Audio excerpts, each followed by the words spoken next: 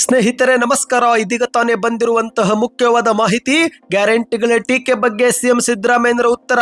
ಬಡವರಿಗೆ ಬದುಕಿನ ಭಾಗ್ಯ ಕೊಟ್ಟಿದ್ದೆ ತಪ್ಪಾ ಎಂದು ಸಿಎಂ ಅವರ ಹೇಳಿಕೆ. ಗ್ಯಾರಂಟಿಗಳಿಂದ ಯಾರೂ ಕೂಡ ಸೋಮಾರಿ ಆಗಲ್ಲ. ಮತ್ತೊಂದೆಡೆಯಲ್ಲಿ ಇನ್ನು ಮುಂದೆ 3 ತಿಂಗಳಿಗೊಮ್ಮೆ ಮಾತ್ರ ಗೃಹಲಕ್ಷ್ಮಿ ಯೋಜನೆ ಹಣ ಜಮಾ ಎಂಬ ಹೇಳಿಕೆಗೆ ಸಚಿವೆ ಲಕ್ಷ್ಮಿ ಹೆಬ್ಬಾಳ್ಕರ್ ಅವರ ಪ್ರತಿಕ್ರಿಯೆ. 2 ಸುದ್ದಿಗಳನ್ನು ಡೀಟೇಲ್ ಆಗಿ ನೋಡೋಣ. ಅದಕ್ಕಿಂತ ಮೊದಲು ನೀವು ನಮ್ಮ ಚಾನಲ್ಗೆ ಮೊದಲು ಬಾರಿ ಭೇಟಿ ಕೊಡ್ತಾ ಇದ್ರೆ ಕೆಳಗೆ ಕಾಣುವ ಸಬ್ಸ್ಕ್ರೈಬ್ ಬಟನ್ ಮೇಲೆ ಕ್ಲಿಕ್ ಮಾಡ್ತಾ ಪಕ್ಕದಲ್ಲಿ ಒಂದು ಗಂಟೆ ಕಾಣಿಸುತ್ತೆ, ಅದು ಕೂಡ ಒತ್ತಿ. ಇದರಿಂದ ರಾಜ್ಯದ ಮುಖ್ಯವಾದ ಸುದ್ದಿಗಳು ನಿಮಗೆ ಸಿಗುತ್ತಿರುತ್ತವೆ. ವಿಡಿಯೋಗೆ ಲೈಕ್ ಮಾಡಿ ಮತ್ತು ವಿಡಿಯೋ ಪೂರ್ತಿಯಾಗಿ ನೋಡಿ. ಹೌದು ಸ್ನೇಹಿತರೆ, ಈಗ ಕಾಂಗ್ರೆಸ್ ಸರ್ಕಾರದ ಗ್ಯಾರಂಟಿಗಳ ಟೀಕೆ ಬಗ್ಗೆ ಸಿಎಂ ಸಿದ್ದರಾಮಯ್ಯರು ಅಸಮಾಧಾನ ವ್ಯಕ್ತಪಡಿಸಿ ಖಡಕ್ ಆಗಿ ತಿರುಗೇಟನೆ ಕೊಟ್ಟಿದ್ದಾರೆ. ಬಡವರಿಗೆ ಬದುಕಿನ ಭಾಗ್ಯ ಕೊಟ್ಟಿದ್ದೆ ತಪ್ಪಾ ಎಂದು ಪ್ರಶ್ನೆಯನ್ನ ಮಾಡಿದ್ದಾರೆ. ಹೌದು, ಇತ್ತೀಚೆಗೆ ರಂಭಾಪುರಿ ಸ್ವಾಮೀಜಿಯವರು ಗ್ಯಾರಂಟಿಗಳಿಂದ ಜನರು ಸೋಮಾರಿಗಳಾಗುತ್ತಿದ್ದಾರೆ ಎಂಬ ಹೇಳಿಕೆಯನ್ನು ಕೊಟ್ಟಿದ್ದು, ಇದೇ ಒಂದು ಹೇಳಿಕೆಗೆ ಸಿಎಂ ಸಿದ್ದರಾಮಯ್ಯರು ತಿರುಗೇಟು ಕೊಟ್ಟಿದ್ದಾರೆ.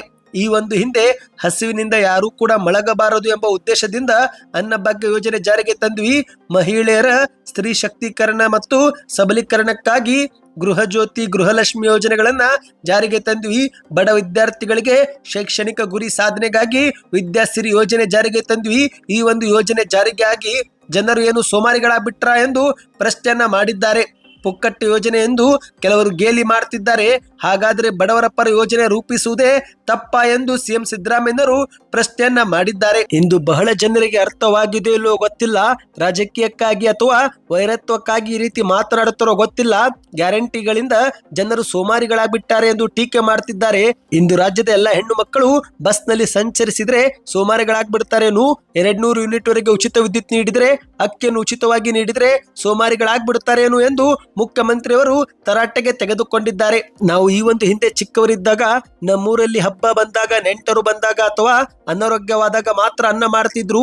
ಹೀಗಾಗಿ ನಾವು ಹಬ್ಬಗಳು ಬರಲಿ ಎಂದು ಕಾಯುತ್ತಿದ್ದೆವು. ಇನ್ನು ನಮ್ಮ ಮನೆ ಪಕ್ಕದವರು ತಮ್ಮ ಮಕ್ಕಳಿಗೆ ಅನಾರೋಗ್ಯ ಬಂದಾಗ ಮುದ್ದೆ ತಿನ್ನಿಸಲು ಆಗೋದಿಲ್ಲ ಎಂಬ ಕಾರಣಕ್ಕೆ ನಮ್ಮ ಮನೆಗೆ ಬಂದು ಅಕ್ಕಿ ಕೇಳ್ತಾ ಇದ್ರು. ಆಗ ನಮ್ಮಮ್ಮ ಗುಣಗುತ್ತಿದ್ಲು. ನಾನು ಇದೆಲ್ಲವನ್ನು ಕೂಡ ಕಣ್ಣಾರೆ ನೋಡಿದ್ದೇನೆ.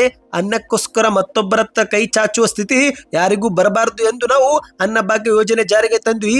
ಬಡವರಿಗಾಗಿ ಬದುಕಿನ ಭಾಗ್ಯ ಕೊಟ್ಟಿದ್ದೆ ತಪ್ಪಾಯ್ತಾ ಎಂದು ಸಿಎಂ ಅವರು ಅಸಮಾಧಾನ ವ್ಯಕ್ತಪಡಿಸಿದ್ದಾರೆ. ಇನ್ನಿದೀಗ 2ನೇ ಮುಖ್ಯವಾದ ಮಾಹಿತಿಗೆ ಹೋಗೋಣ ಸ್ನೇಹಿತರೆ. ನಮಗೆ ಪ್ರತಿ ತಿಂಗಳು 2,000 ರೂಪಾಯಿ ಕೊಡಲು ಸಾಧ್ಯವಾಗುತ್ತಿಲ್ಲ. ಕೆಲವು ತೊಡಕುಗಳು ಉಂಟಾಗುತ್ತಿವೆ. ಹಾಗಾಗಿ 3 ತಿಂಗಳಿಗೊಮ್ಮೆ ಗೃಹಲಕ್ಷ್ಮಿ ಯೋಜನೆ ಹಣ ನೀಡುತ್ತಿದ್ದೇವೆ ಎಂದಿರುವ ಎಚ್.ಎಂ. ರೇವಣ್ಣ ಅವರ ಹೇಳಿಕೆ ಫಲಾನುಭವಿಗಳಲ್ಲಿ ಗೊಂದಲ ಉಂಟು ಮಾಡಿದೆ. ಹೌದು, ಇತ್ತೀಚಿನ ಕೆಲವು ತಿಂಗಳಿನಿಂದ ಗೃಹಲಕ್ಷ್ಮಿ ಯೋಜನೆ ಹಣವು ಸರಿಯಾದ ಕಾಲಕ್ಕೆ ಜಮೆ ಆಗದೇ ಇರುವುದರಿಂದ ಮೊದಲೇ ಫಲಾನುಭವಿಗಳು ಚಿಂತೆಯಲ್ಲಿ ಮುಳುಗಿದ್ದು, ಇಂತಹ ಸಮಯದಲ್ಲಿ 3 ತಿಂಗಳಿಗೊಮ್ಮೆ ಗೃಹಲಕ್ಷ್ಮಿ ಕೊಡುತ್ತೇವೆ ಎಂಬ ಅರ್ಥದಲ್ಲಿ ಎಚ್.ಎಂ. ರೇವಣ್ಣ ಅವರ ಹೇಳಿಕೆ ಇನ್ನಷ್ಟು ಭಾರಿ ಸಂಚಲನ ಮೂಡಿಸಿದೆ. ಇಂತಹ ಸಮಯದಲ್ಲಿ ಸಚಿವೆ ಲಕ್ಷ್ಮಿ ಹೆಬ್ಬಾಳ್ಕರ್ ಅವರು ಮಾಧ್ಯಮಗಳ ಮುಂದೆ ಸ್ಪಷ್ಟನೆ ಕೊಟ್ಟಿದ್ದಾರೆ. ಗೃಹಲಕ್ಷ್ಮಿ ಯೋಜನೆಗೆ ಯಾವುದೇ ಸಮಸ್ಯೆ ಇಲ್ಲ. 3 ತಿಂಗಳಿಗೊಮ್ಮೆ ಅಲ್ಲ, ಪ್ರತಿ ತಿಂಗಳು ಹಣ ಕೊಡುತ್ತೇವೆ. ಎಚ್.ಎಂ. ರೇವಣ್ಣವರು ಈ ರೀತಿ ಯಾಕೆ ಹೇಳಿದ್ದಾರೋ ನನಗೆ ಗೊತ್ತಿಲ್ಲ. ನಾನು ಅವರಿಗೆ ಮಾತನಾಡಲು ಫೋನ್ ಮಾಡಿದ್ದೆ, ಅವರು ಫೋನ್ ಎತ್ತಲಿಲ್ಲ. ಈ ರೀತಿ ಅವರು ಯಾಕೆ ಹೇಳಿದ್ರು ಎಂಬ ಕುರಿತಂತೆ ಅವರೊಂದಿಗೆ ನಾನು ಮಾತನಾಡುತ್ತೇನೆ. ಇನ್ನು ನಮ್ಮ ಸರ್ಕಾರ ಪ್ರತಿ ತಿಂಗಳು ಗೃಹಲಕ್ಷ್ಮಿ ಯೋಜನೆ ಹಣ ಬಿಡುಗಡೆ ಮಾಡ್ತಾ ಇದೆ. ಮೇ ತಿಂಗಳವರೆಗೂ ಹಣ ಹಾಕಿದ್ದೇವೆ. ಜೂನ್ ತಿಂಗಳದು ಮಾತ್ರ ಬಾಕಿ ಇದ್ದು ಆ ಒಂದು ಪ್ರಕ್ರಿಯೆ ಕೂಡ ನಡೀತಾ ಇದೆ. ನಮಗೆ ಹಣ ಹಾಕಲು ಯಾವುದೇ ತೊಡಕುಗಳಿಲ್ಲ ಎಂದು ಲಕ್ಷ್ಮಿ ಹೆಬ್ಬಾಳ್ಕರ್ ಅವರು ಹೇಳಿಕೆ ಕೊಟ್ಟಿದ್ದಾರೆ. ಹೌದು ಸ್ನೇಹಿತರೆ, ಇಲ್ಲಿ ಒಂದು ಮುಖ್ಯವಾದ ಮಾಹಿತಿ ಏನೆಂದ್ರೆ, ಮೇ ತಿಂಗಳವರೆಗಿನ ಕಂತು ಜಮೆ ಮಾಡಿದ್ದೇವೆ ಎಂದು ಸಚಿವೆ ಲಕ್ಷ್ಮಿ ಹೆಬ್ಬಾಳ್ಕರ್ ಅವರು ಹೇಳಿದ್ದಾರೆ.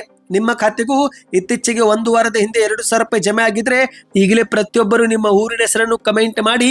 ಇದರಿಂದ ಯಾವ ಜಿಲ್ಲೆಗೆ ಎಷ್ಟು ಜನರಿಗೆ ಎಷ್ಟು ಹಣ ಜಮೆ ಆಗಿದೆ ಎಂಬ ಒಂದು ಮಾಹಿತಿ ಸಿಗುತ್ತೆ. ವಿಡಿಯೋಗೆ ಲೈಕ್ ಮಾಡ್ತಾ ಚಾನಲ್ಗೆ ಸಬ್ಸ್ಕ್ರೈಬ್ ಮಾಡಿ ಮತ್ತು ವಿಡಿಯೋ ಈಗಲೇ ನಿಮ್ಮ ಇತರೆ ಗೆಳೆಯರಿಗೂ ಶೇರ್ ಮಾಡಿ.